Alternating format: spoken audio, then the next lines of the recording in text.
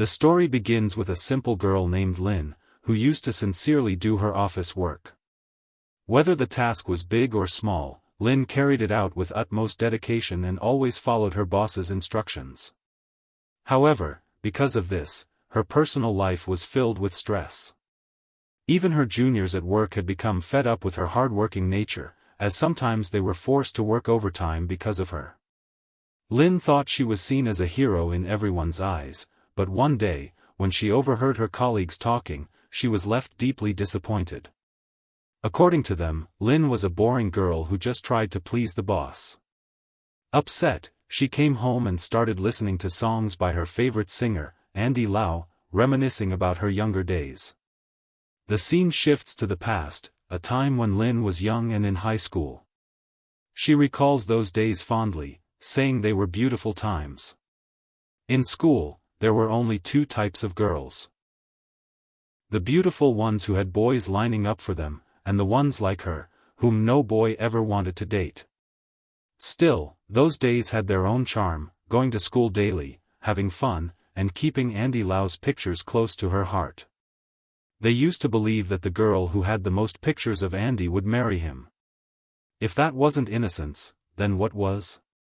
But it wasn't just Andy Lau, the college basketball player, Ouyang, was also the heartthrob of the school, admired by every girl. One day, Lynn finds a letter at school. At first, she thinks it's a love letter, but when she opens it, she's shocked. It's a chain letter that says if she sends it to 5 people, happiness will come to her life, but if she tears or discards it, bad luck will begin from that very day. Innocent Lynn begins to wonder whom she should pass the letters to, fearing it might bring misfortune to others. So, she first places the letter on the table of her strict math teacher, Mr. Chen. Then, she puts the next one in the mailbox of her neighbor Ming, who often showed off her beauty. The third letter she secretly places in the bag of the school's biggest bully, Wang, who she had recently seen arguing with Ouyang. When Wang opens the letter, he soon meets with an accident. Convinced the letter brought him bad luck, Wang sets out to find who put it in his bag. One day, while his gang is checking Lynn's class, they find the remaining 2 letters on Lynn's desk. They grab her and take her to Wang's hideout. Frightened, Lynn stands silently. When Wang finds a bunch of Ouyang's photos in her bag, he realizes why she did it and surprisingly, makes her his friend. But for Wang, friendship meant slavery. Lynn now had to do all his homework, fetch food, and follow every command. She was completely trapped, her entire school day revolved around Wang's orders. One day, he forcibly takes her to watch a movie. Lynn, who had never bunked school, tries to make excuses, but Wang insists that if she doesn't enjoy these moments now, she'll regret it later. After the movie, they go skating at the mall, but run into a rival school gang, and a big fight breaks out. Wang is hit from behind and falls to the ground. Seeing this, Lynn hands him a stick, and Wang defeats everyone. Unfortunately, the school principal learns about the fight and calls Wang and his friends to his office along with Lynn. He asks Lynn to testify against them, but scared of Wang, she says nothing. The principal, furious, punishes her by assigning her to clean the swimming pool. While she's cleaning, she overhears Ouyang and Ming talking about a child. Ouyang tells Ming not to worry, that he is the father and no one at school will find out. Hiding under the pool deck, Lynn is heartbroken. The boy she loved was about to become a father with Ming. Overwhelmed, she tries to drown herself, but Wang saves her just in time and starts crying. When Lynn asks him why he cried, he doesn't answer. We then learn that Wang had always liked Ming but never confessed. Meanwhile, Lynn liked Ouyang. So, they both decide to keep an eye on Ming and Ouyang to break them up. Later, they discover that Ouyang and Ming had only adopted a puppy, and that's the child they were talking about. Realizing the misunderstanding, Wang and Lin steal the puppy to mess with them. The next day, the math teacher finds out Lin placed the letter on his table. He calls her to the staff room, where Wang is already arguing with another teacher. Before Lin can confess, Wang claims he was the one who left the letter. Lin is spared, but Wang gets scolded, a regular occurrence for him. In return, Lin helps Wang write a love letter to Ming and explains girls' psychology to him. One day, Lin finds Wang's photo in the school's annual book listed among the top students. She wonders how such a good student turned into a troublemaker. Knowing Wang and Ouyang were once best friends, she asks Ouyang what happened. Ouyang tells her that he, Wang, and their friend Xian were once inseparable. One day at the beach, Xian challenged Wang to a swimming race. Wang won, but Xian drowned. Since then, Wang blamed himself and changed completely, even cutting off ties with Ouyang. Moved by his story, Lin decides to help Wang become his old self.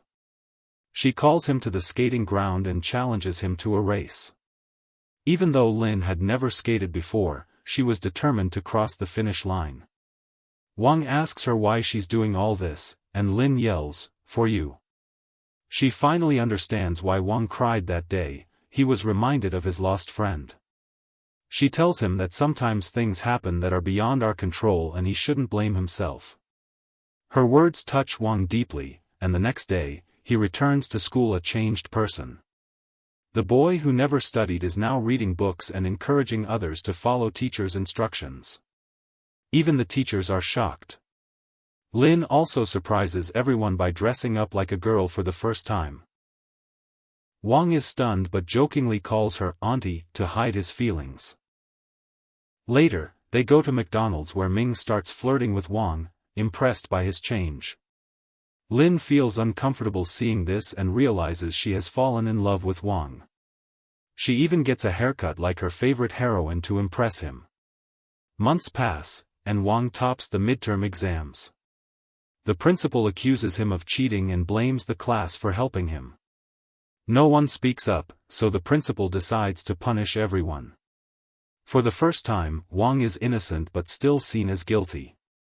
He tells the principal to punish him alone and is asked to run 50 laps around the school ground. When Lin finds out, she tries to defend him, but the principal doesn't believe her. He says kids like Wang don't deserve to study. Lin then starts a protest in school for Wang, joined by Ouyang. But the teachers inform Lin's parents, who scold her severely. Wang keeps calling, but her parents forbid her from answering. Still, Lin finally picks up one of his calls. Wang is relieved to hear her voice, but Lin tells him not to call for a few days. Worried, Wang comes to her house and throws pebbles at her window. Lin asks what he's doing there, and Wang says, "Didn't you once say when a girl says everything is fine, it actually means nothing is?" They go skating again. Later, at a school function, Wang's name isn't announced despite topping the class. Lin gets angry, ruins her dress, and says if Wang can be punished for no reason, then she should be punished too. Ouyang joins her in support, and soon, the entire class backs them. Seeing this unity, the teachers drop the issue. We see all four, Ouyang, Wang, Lin, and Ming, go on a trip together and play Truth or Dare. When asked if the one they like is present, Ouyang, Lin, and Wang all say yes. But when Ming's turn comes, Wang asks if she was the one who told the teacher about the letter. Before she can reply, Ouyang changes the topic, but Wang realizes it was Ming. That night, Wang tells Lin about it. They sit in a quiet place collecting firewood and talk. They promise that no matter where life takes them, their friendship will remain. Wang promises to stay away from fights and succeed in life. They see a shooting star and silently make a wish. Lin realizes that the bad luck letter, which was supposed to bring misfortune, actually brought her the most precious gift, Wang. The next day, Wang gets into a fight and disappears for days. He misses exams, and Lin is worried. Then one day, the principal calls him, and we learn he's leaving for America forever. Lin asks why he fought when she told him not to. Wang rudely tells her to stay out of his life. Hurt, Lin leaves. On her birthday, Wang doesn't come but sends her a poster and cassette of Andy Lau. She's happy until she sees Wang at school, only to learn he's there to meet Ming. She discovers they're in a relationship and breaks down crying. Her world falls apart. Wang leaves for America. One day, as she's crossing the road, a speeding car nearly hits her, but Ouyang saves her just in time. He cheers her up, helps her study, and during an evening walk, reveals the truth: Wang always liked Lin. The day she sent the letter and later apologized melted his heart. He tried to get closer, but when he realized Lin liked Ouyang, he stepped back and brought them together. Ouyang also tells her Wang went to America not for studies, but for surgery after a head injury caused a blood clot. He never told anyone. Lin is heartbroken, realizing her mistake. At home, she listens to Wang's tape, where he says, "Whenever you miss me, look at the sky, I'll be there too." Back in the present, Lin, now determined, resigns from her job and breaks up with her toxic boyfriend. She tries to get tickets to Andy Lau's concert but fails. Upset, she drops the keychain Wang gave her in the park. Before she can pick it up, a man bends down. It's Andy Lau himself. She takes a selfie and an autograph. When Andy asks if she's coming to his show, she says no, she didn't get a ticket. Andy gives her his assistant's number. That night, when she meets the assistant, it's Wang. At the concert, Andy tells the audience the story of his assistant and dedicates the next song to his girlfriend, Lin Truly. Lin cries. Wang had once promised her that he would make Andy sing for her, and tonight, he fulfilled that promise. They enter the concert together, smiling, and the story ends on a happy note.